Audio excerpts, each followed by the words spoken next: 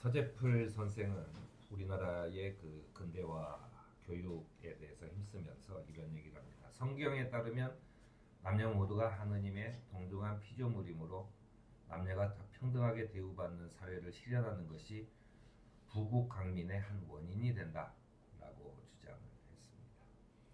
그것은 그리스도교가 한국에 들어오면서부터 이 평등에 관한 문제를 꽤 강조했던 것으로 보여지는 그런 대목입니다.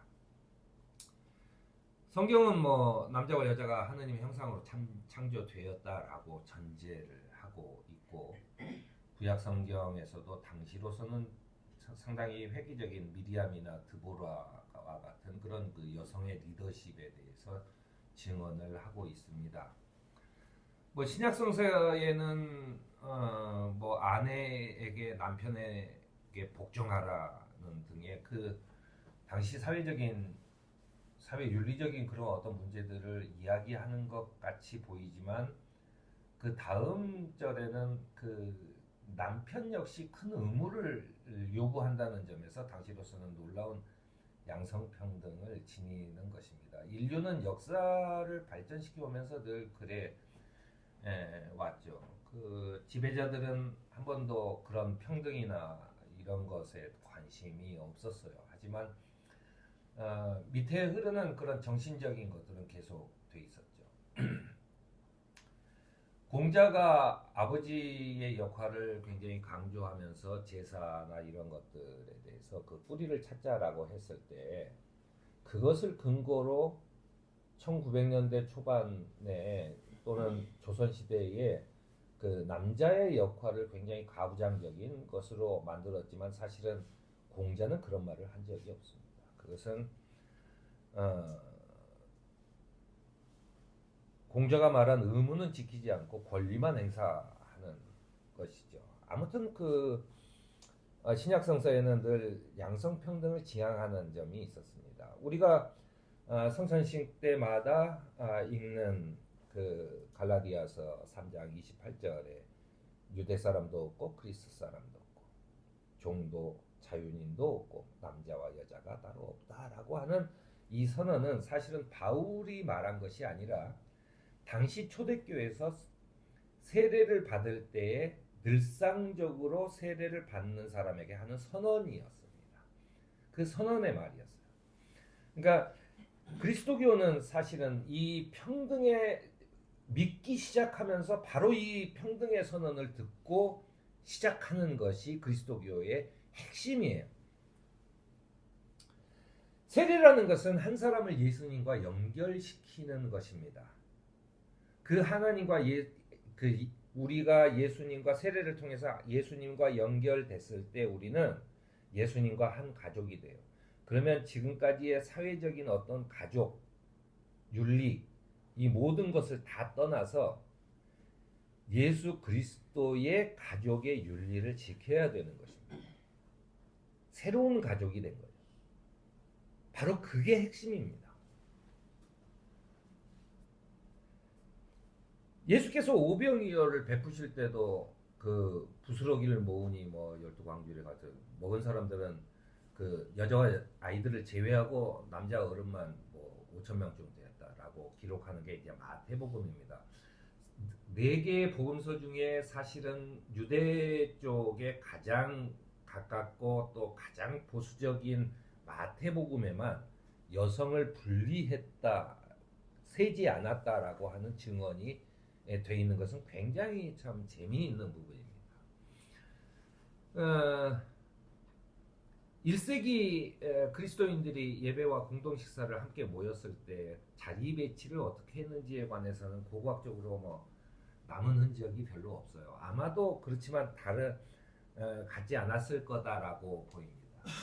요즘에 그 이제 19세기 이상 돼서 이 바울이 한 말 중에 가장 크게 문제가 되는 성경 구절이 하나 있어요. 그게 뭐냐면, 여자가 기도를 하거나 하나님의 말씀을 받아서 전할 때 머리에 무엇을 쓰지 않으면 그것은 자기 머리 곧 자기 남편을 욕되게 하는 것입니다.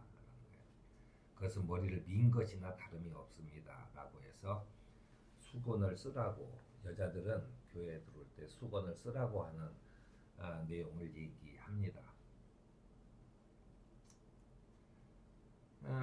이것은 일단 그 당시에 사회적으로 보면 로마의 문화가 있고 그리스의 문화가 있어요. 그게 혼재되어 있는 것이 그 이스라엘 팔레스타인 지방의 어떤 것이죠. 그런데 유대인들은 로마의 문화보다는 그리스 문화를 찾는데 굉장히 몰두했어요. 왜냐하면 로마는 강대국이고 모든 걸 쥐고 있는 거지만은 정신적으로는 좀 좋지 않게 보는 겁니다. 로마는 그런데 그리스라고 하는 것은 엄청난 정신 세계가 훌륭한 것이죠.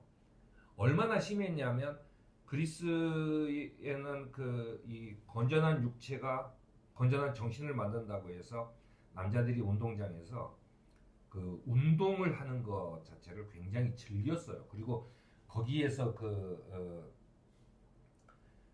자신의 근육과 이런 것들을 뽐내면서 내가 정신적으로도 굉장히 건강하다라고 하는 거죠. 그래서 끊임없이 만나면 토론을 하고 그 철학적인 어떤 이야기들을 나누는 것이 그리스 문화입니다. 유대 사람들한테는 그게 훨씬 더 그 수준이 높아 보이는 겁니다. 그래서 운동을 할 때 제가 한번 얘기했을 것 같아요. 운동을 할 때는 이제 전부 다 왜 로마 이 신화나 이런 조각물들을 보면 다 벗고 그 운동하는 뭐 원반 던지거나 뭐 이런 것들이 나옵니다. 실제로 그들은 다 벗고 했어요. 근데 이제 유대 사람들은 할례를 받잖아요. 그러니까 그리스 사람하고 같이 운동을 하면서 자기만 다른 거예요. 그래서 실제로 할례 받은 것을 지우는 그런 수술이 유행하기도 했을 만큼 그리스 사람을 닮기 원합니다. 그런데 이런 남자 여자의 이런 문제나 로마가 조금 강대국의 좀 자유분방한 편에 속한다면 그리스는 굉장히 보수적인 거죠. 아마도 사도 바울도 역시 그리스 쪽에 어떤 영향을 받지 않았을까라고 생각을 해요. 이 수건을 쓰라는 것이나 그래서 그리스 쪽에는 뭐 무슨 경기를 본다거나 했을 때도 정확하게 남자 여자석이 구분되어 있었고 로마에서는 뭐 별로 그런 게 없었습니다. 아무렇게나 그냥 앉는 그런 거였습니다. 그래서 아마 로마의 영향을 받지 않았을까라는 생각을 그리스 문화권에 어떤 영향을 받지 않았을까라고 생각을 합니다. 근데 이렇게 2000년 전에 벌어졌던 일을 보면서 그리스도교나 바울이 주장하는 남녀 평등에 관한 사상이 지금 2000년이 지난 우리 입장에서 그런 싸움이 있어요. 그리스도교는 페미니스트인가? 또는 아닌가? 라고 하는 게 굉장히 논쟁이 되죠. 아마도 2000년 전 사람들은 우리가 페미니스트냐 아니냐라고 하는 것에 별로 논쟁이 없었을 거예요. 지금 보면 별것 아닌 것 같고 그 성경에 나와 있는 내용이 굉장히 보수적이에요. 다 그러죠. 2000년 전이잖아요. 2000년 전에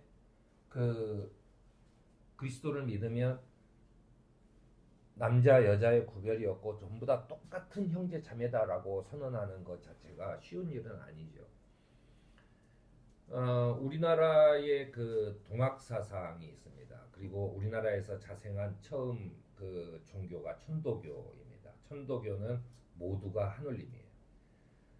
남편도 하느님이고 부인도 하느님이고 아이들도 하느님이죠. 방정환 선생이 인류 최초로 1900년대 초반에 어린이 헌장이라는 걸 어린이도 인격이 있다라고 발표를 해요. 세계에서 최초입니다. 그분이 동학 천도교의 사위예요. 방정환 선생이.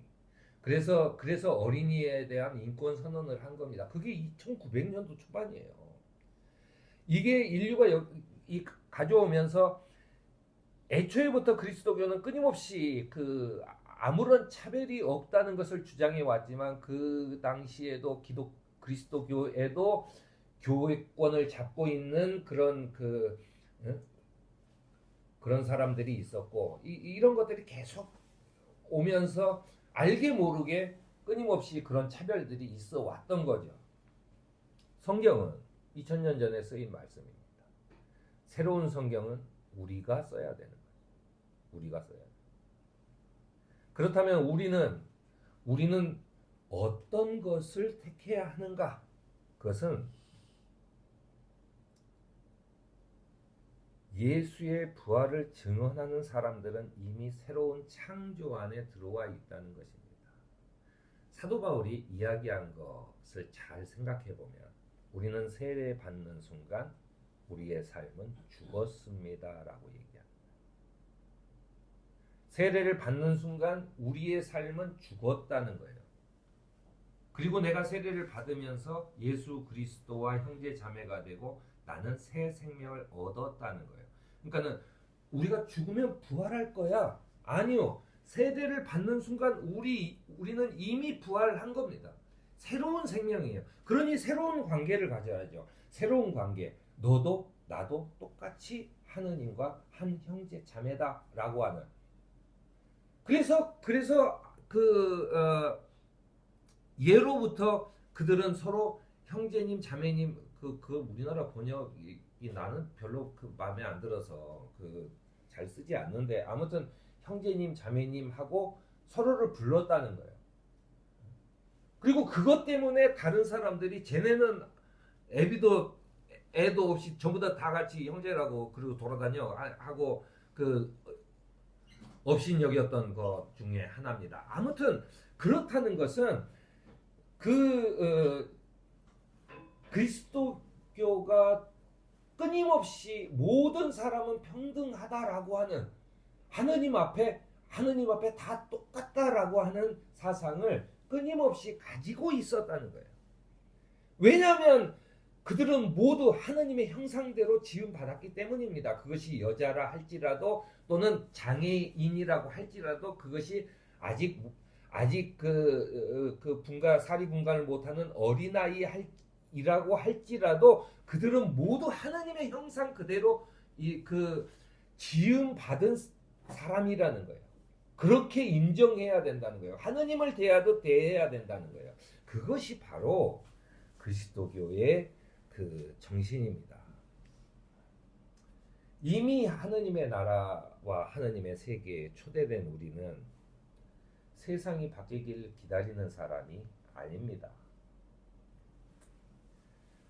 적어도 교회 안에서는, 한 공동체 안에서는 우리가 부활의 첫 증인으로 여자들이 봤다라고 증언을 해요. 이거는요, 당시 로마 법정에서는 증거로 채택되지도 않는 증언입니다. 남자가 증언해야 되죠. 하지만 성서는 담대하게 사실대로 여성들이 증언했다고 얘기합니다. 매우 불리함에도 그걸 솔직하게 얘기해요. 왜 그랬을까요? 우리들이 볼 때는 그것이 남자든 여자든 그 사람이 증언했다는 것이 중요하기 때문에 그렇습니다. 하나님께서는 우리 세상을 또는 하느님의 세상을 평등하고 평화로운 세상으로 만들려고 우리를 부르셨어요. 그리고 우리에게 서로 똑같이 평등하다라고 선언하셨습니다. 왜냐하면 너희는 새로 태어난 하느님의 백성들이니까. 그럼 우리는 하느님의 백성답게 하느님의 나라를 일구면서 사는 그런 삶을 살아야 됩니다. 우리는 이제 부활의 첫 증인으로 여성을 택하신 평등하고 평화로운 하느님의 나라의 현실을 살아가는 저와 여러분이 되어야 할 것입니다.